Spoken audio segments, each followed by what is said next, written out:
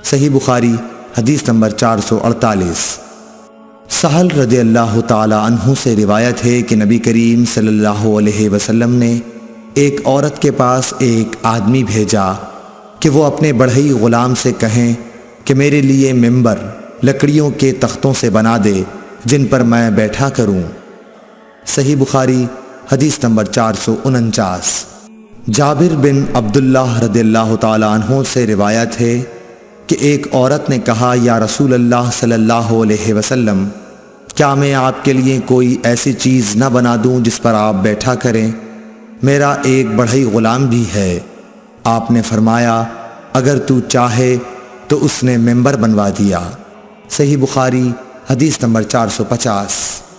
عبید اللہ بن اسود خولانی نے حضرت عثمان بن عفان رضی اللہ تعالی عنہ سے روایت کیا ہے کہ مسجد نبوی کی تعمیر کے متعلق لوگوں کی باتوں کو سن کر آپ نے فرمایا کہ تم لوگوں نے بہت زیادہ باتیں کی ہیں، حالانکہ میں نے نبی اکرم صلی اللہ علیہ وسلم سے سنا ہے کہ جس نے مسجد بنائی بکیر۔ راوی نے کہا، میرا خیال ہے کہ آپ نے یہ بھی فرمایا کہ اس سے مقصود اللہ تعالیٰ کی رضا ہو، تو اللہ تعالیٰ ایسا ہی ایک مکان جنت میں اس کے لیے بنائے گا۔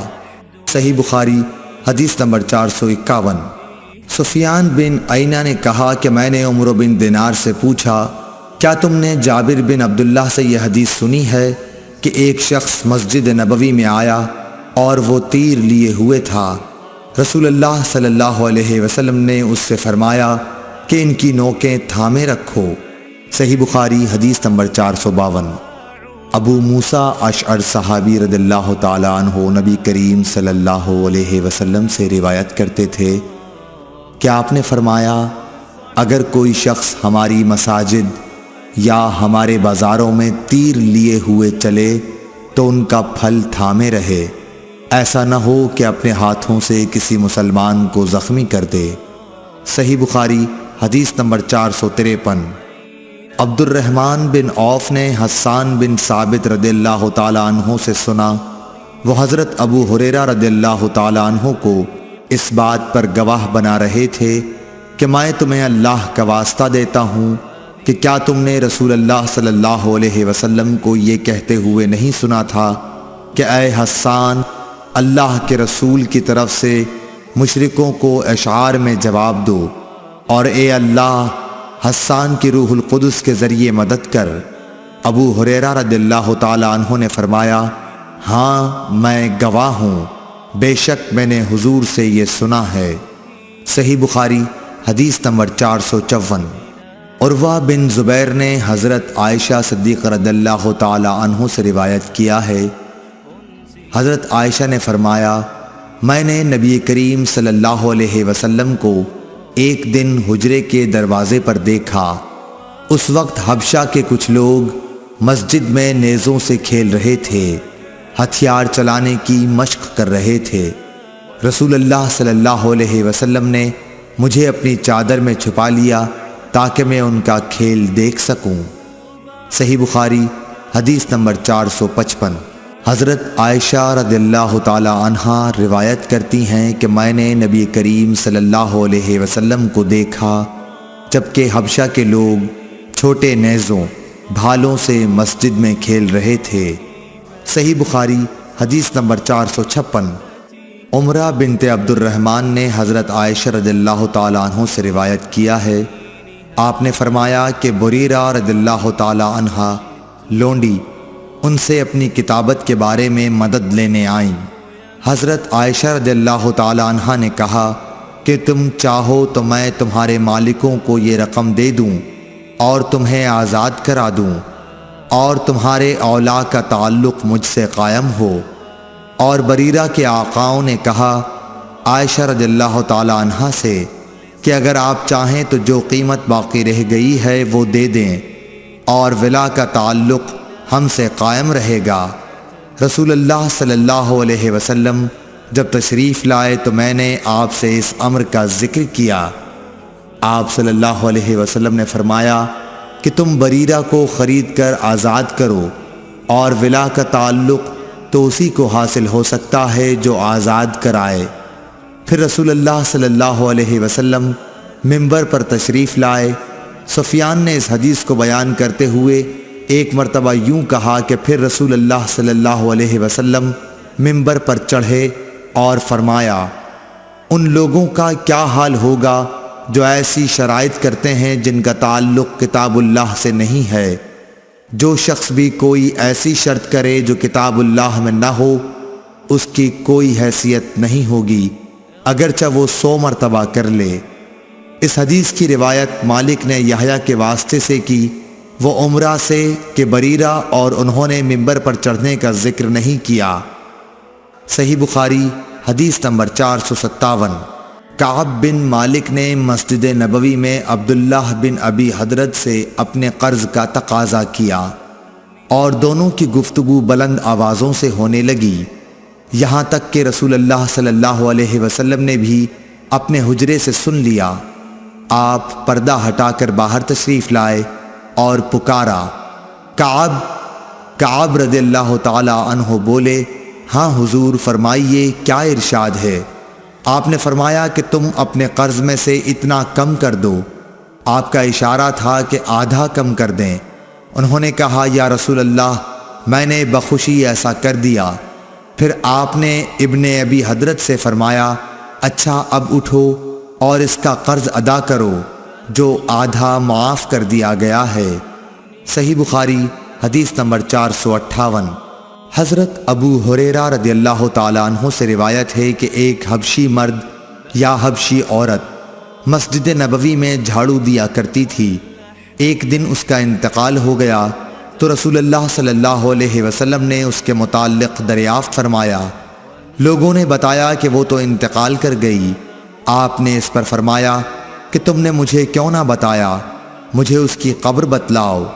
پھر آپ قبر پر تشریف لائے اور اس پر نماز پڑھی۔ صحیح بخاری حدیث نمبر 459۔ حضرت عائشہ رضی اللہ تعالی عنہا فرماتی ہیں کہ جب سورہ بقرہ کی سود سے متعلق آیات نازل ہوئیں تو نبی صلی اللہ علیہ وسلم مسجد میں تشریف لے گئے اور ان آیات کی لوگوں کے سامنے تلاوت فرمائی۔ پھر فرمایا کہ شراب کی تجارت حرام ہے۔ صحیح بخاری حدیث نمبر 460۔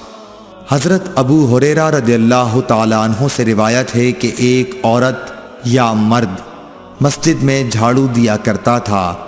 ابو رافع نے کہا، میرا خیال ہے کہ وہ عورت ہی تھی۔ پھر انہوں نے نبی کریم صلی اللہ علیہ وسلم کی حدیث نقل کی کہ آپ نے اس کی قبر پر نماز پڑھی۔ صحیح بخاری حدیث نمبر 471۔ عبداللہ بن کعب بن مالک کو ان کے باپ کعب بن مالک رضی اللہ تعالی عنہ نے خبر دی کہ انہوں نے عبداللہ بن حضرت رضی اللہ تعالی عنہ سے اپنے ایک قرض کے سلسلے میں رسول اللہ صلی اللہ علیہ وسلم کے دور میں مسجد نبوی کے اندر تقاضا کیا۔ دونوں کی آواز کچھ اونچی ہو گئی، یہاں تک کہ رسول اللہ صلی اللہ علیہ وسلم نے بھی اپنے حجرے سے سن لیا۔ آپ اٹھے اور حجرے پر پڑے ہوئے پردے کو ہٹایا۔ آپ نے کعب بن مالک کو آواز دی، اے کعب۔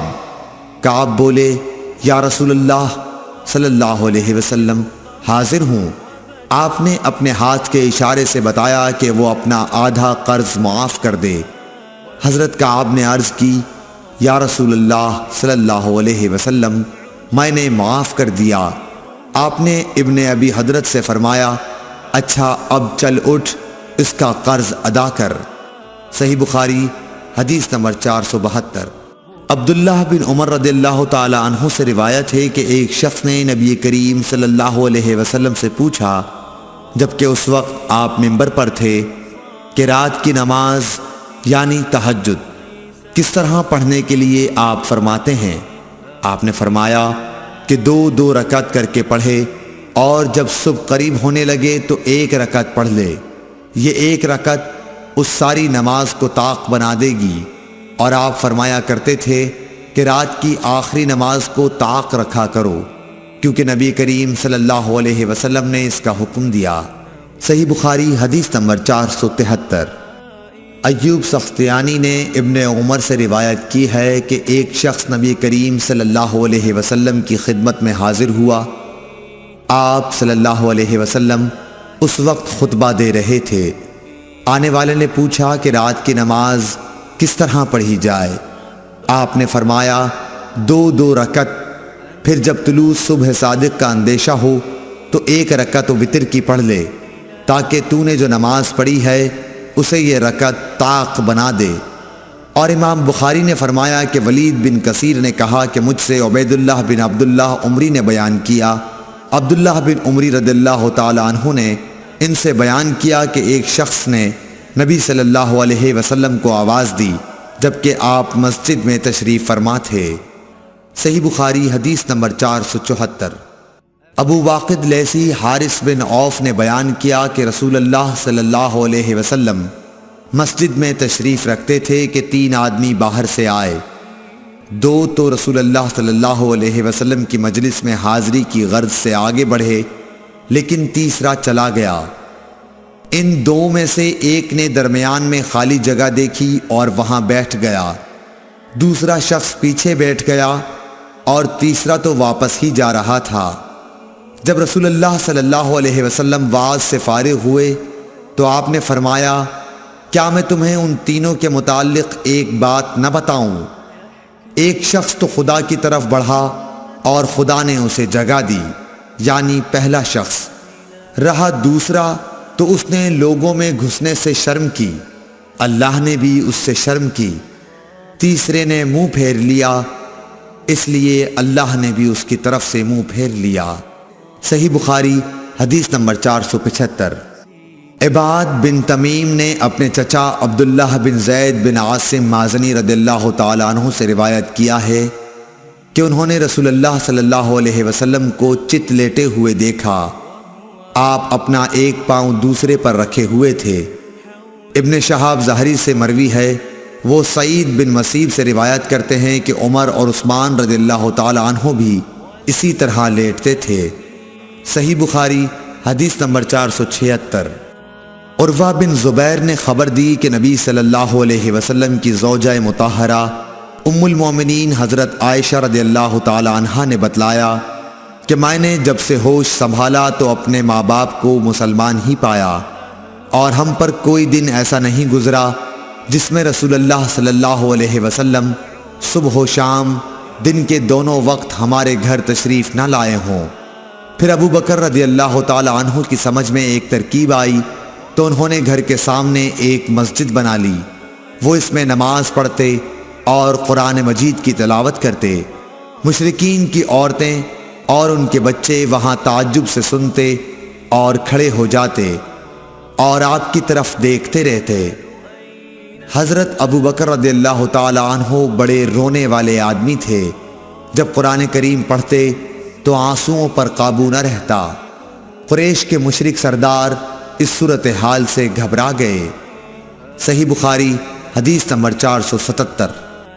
حضرت ابو ہریرہ رضی اللہ تعالیٰ عنہ سے روایت ہے، رسول اللہ صلی اللہ علیہ وسلم نے فرمایا جماعت کے ساتھ نماز پڑھنے میں گھر کے اندر یا بازار، دکان وغیرہ میں نماز پڑھنے سے 25 گنا ثواب زیادہ ملتا ہے، کیونکہ جب کوئی شخص تم میں سے وضو کرے اور اس کے آداب کا لحاظ رکھے پھر مسجد میں صرف نماز کی غرض سے آئے تو اس کے ہر قدم پر اللہ تعالیٰ ایک درجہ اس کا بلند کرتا ہے اور ایک گناہ اس سے معاف کرتا ہے۔